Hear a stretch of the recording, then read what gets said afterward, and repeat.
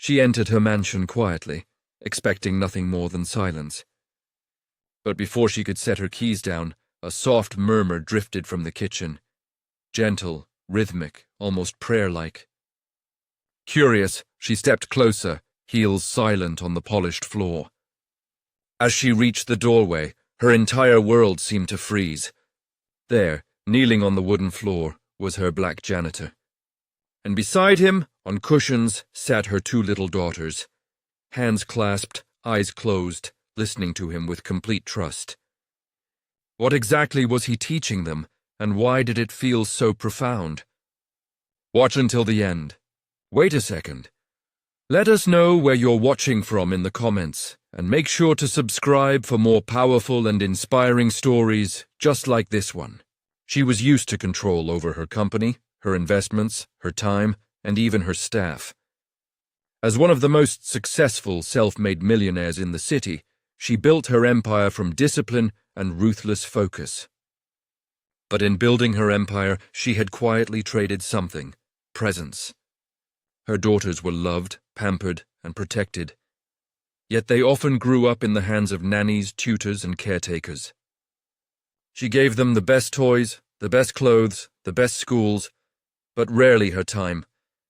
And in her mind, the staff were simply workers. Invisible figures, replaceable.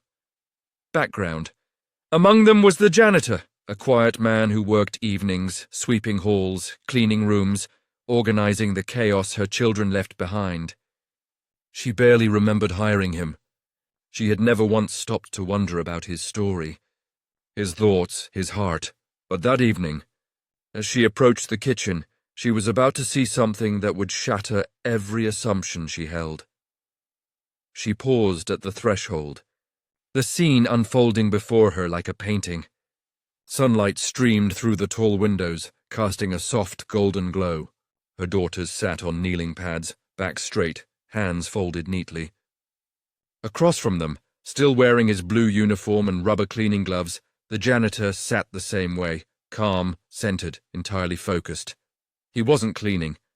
He wasn't sweeping. He wasn't doing anything she expected of him. Instead, he was teaching. His voice was steady, warm, and almost melodic. Her daughters looked at him with the kind of trust children reserve only for those who never fail them. She stepped slightly back to listen, not wanting to interrupt, though she didn't know why. "Gratitude," he was saying softly. "When you wake up, say thank you. Not because others expect it, but because your heart needs it. People forget to be thankful, even when they have everything." Her daughters nodded slowly, then he continued. "Remember, respect is not something you give only to people who have money or power. You give it to everyone. Especially those people the world ignores.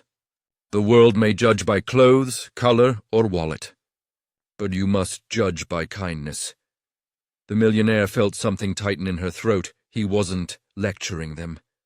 He wasn't preaching. He was guiding their hearts, gently, humbly, with a wisdom she had never offered them. Then he said something that struck her like lightning. "One day you may be rich, but wealth means nothing. If you walk past people as if they're invisible," she pressed a hand to her chest without realizing, and the children repeated after him, softly, innocently, and each word felt meant for her. Too, she had always taught them ambition, but she had never taught them humanity, and tonight, someone else was doing it for her. Suddenly, one of the girls opened her eyes, noticing her mother standing behind the doorway. "Mom!" she squealed. "We're learning something special." The janitor straightened instantly, pulling off his gloves as if he'd done something wrong. He stood up too quickly, almost stumbling, face full of apology and fear. He knew how the world worked. He knew rich employers didn't like staff crossing boundaries. His voice shook as he said, "Ma'am, I'm sorry. They asked me a question earlier and But the girls clung to his arms. He taught us how to be good people. He taught us to be grateful. He said everyone matters, even people who work for us." Their mother's throat tightened. She wasn't angry. She wasn't even shocked anymore. She was humbled. Deeply, painfully, beautifully humbled. She stepped forward, her voice soft in a way her staff had never heard. "I heard everything," she admitted. The janitor looked terrified, but she continued, "And it was the most powerful lesson my children have ever learned." The girls beamed. The janitor blinked, unsure. She approached him slowly. "Thank you," she said, with sincerity she rarely used. "You didn't just clean this house. Today, you cleaned something in me too." From that day on, she never saw him as the janitor again. She gave him a new role, character mentor, someone trusted to guide her daughter's hearts as carefully as he polished her flaws. Because she finally understood, success builds an empire, but character builds a life. And sometimes, the most outstanding teachers come from the places we least expect. Which city and country are you watching from? Take care.